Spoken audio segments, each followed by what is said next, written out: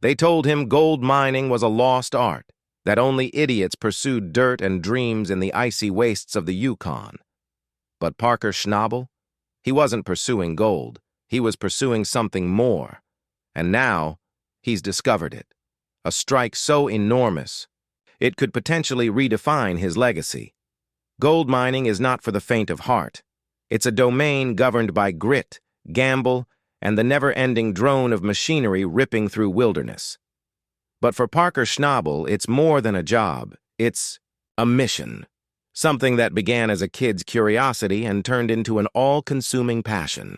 And one that most recently resulted in a find so huge it sent shockwaves throughout the mining community. This wasn't another haul. It wasn't another bucket of dirt with yellow flecks.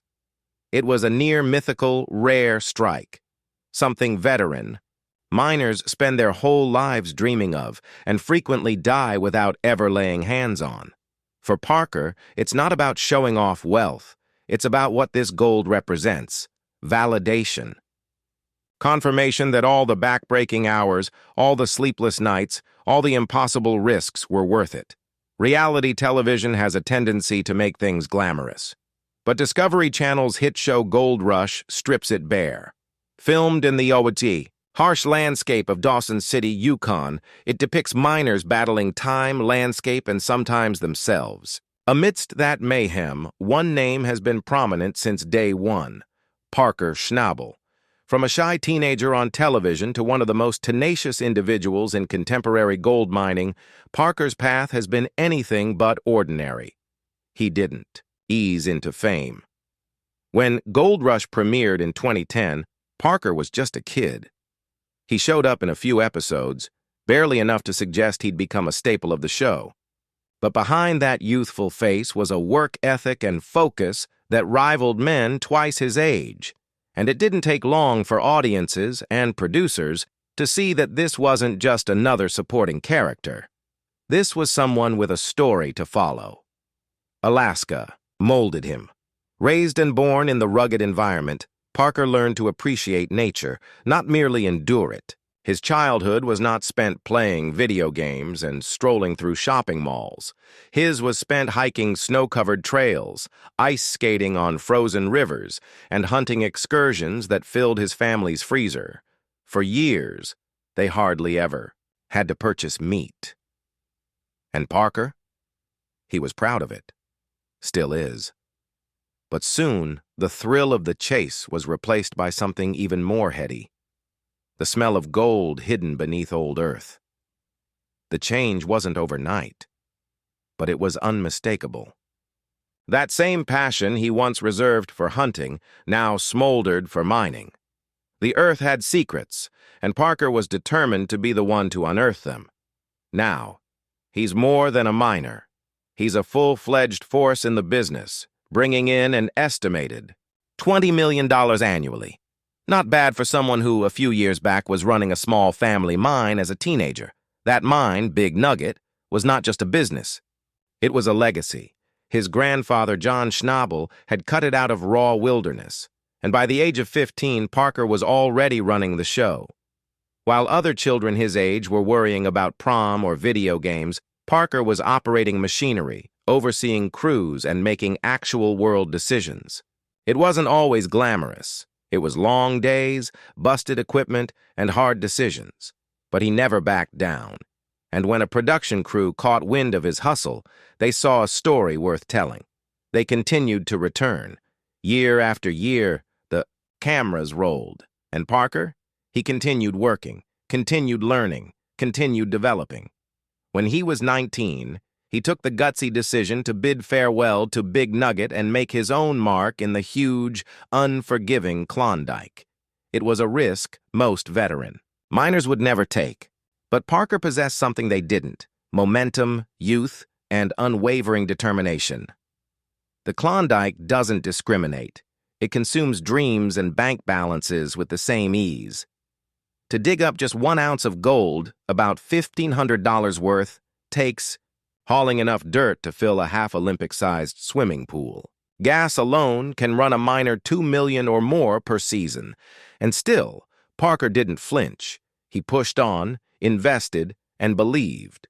His philosophy was straightforward: return everything to the earth. No mansions, no yachts, just machines, dirt, and purpose. He once quipped, "What I have is a big, expensive sandbox." And he wasn't kidding. His mining operation is a monster unto itself. Every minute matters. Every mistake costs money. One bad decision can bring down the entire operation. But Parker feeds on that pressure. It's what sets him apart. While most pursue gold for its glint, Parker pursues the process. For him, gold is merely fuel, a source of energy to continue digging, continue searching, and continue demonstrating that the impossible is merely another beginning point. But Parker's no longer a miner. He's an entrepreneur, a producer, a world name. During his off-seasons, he's ranged far beyond the Yukon. From Australia's burned-out deserts to Guyana's impenetrable, steamy jungles, he's pursued gold from continent to continent. Each new quest was aired as part of thrilling Gold Rush spin-offs. And with each show, viewers got to glimpse more than gold. They glimpsed Parker's transformation in real time. Now in his 30s, he's reflective. He knows his path hasn't been typical. While his peers were figuring out life, Parker was already years deep into running a multi-million-dollar operation. He jokes about how he's spent more time around old-timers than people his own age. And it's true. Leading a crew of grizzled veterans when you're still in your teens isn't easy. They didn't hand him respect. He earned it, one decision at a time. But even now, with fame, wealth, and international recognition, Parker doesn't seem interested in slowing down. He's exploring new TV ideas, scouting fresh mining locations, and even hinting at left-field ventures, a cannabis farm maybe. Or perhaps, as he once said with a grin, he'll just settle down and flip burgers. But deep down, everyone knows that's not Parker. He doesn't do easy. He never has. His motivation isn't just selfish. His success supports a crew, a sort of family. Dozens of employees rely on his operation for their jobs. His profits cover wages, purchase equipment, and sustain entire camps. It's a responsibility he is serious about. Leadership for Parker isn't about giving orders. It's about creating something greater than himself. And it would have never occurred without John Schnabel, the guy who began Big Nugget, the man who taught Parker more than mining. He taught him toughness, perseverance, and determination. When John retreated from Gold Rush following Season 2, the baton was handed over in more ways than one. Parker wasn't simply replacing him at a mine. He was inheriting a legacy.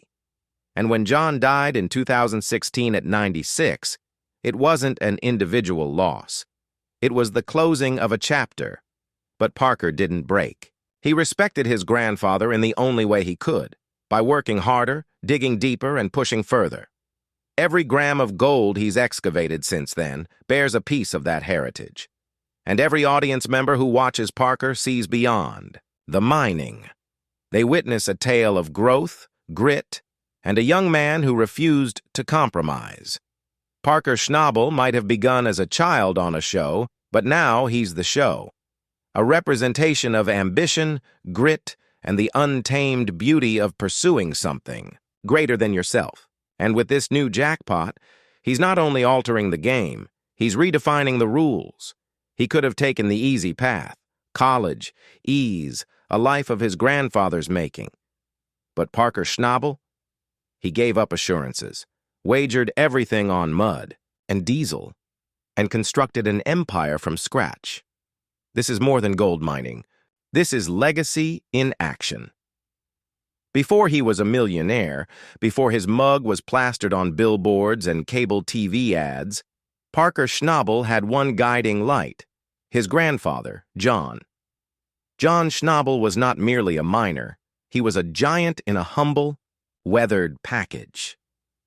A man who mined well into his 90s, not because he needed to, but because he loved the land and the work.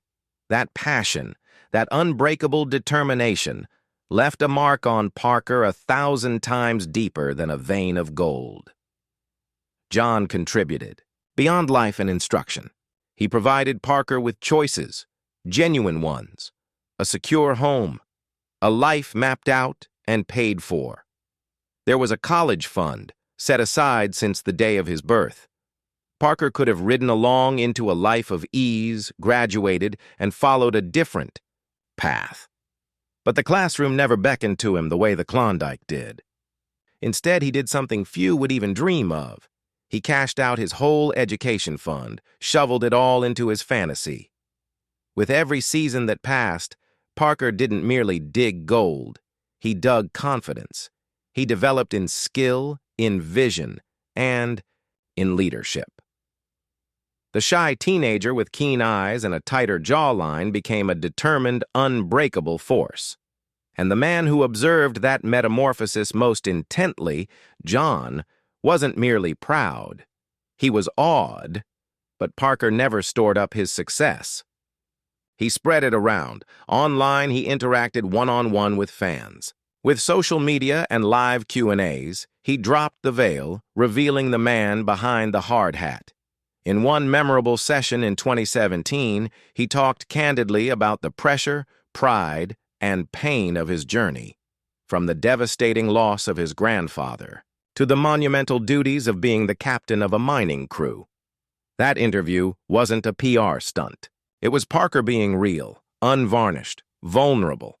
And it showed that his path, though gold-plated, was also marked by personal turmoil. Mining may be his business, but it isn't the entire narrative. Off-camera, past the hype, Parker's life is filled with times of introspection, laughter, tears, and transformation.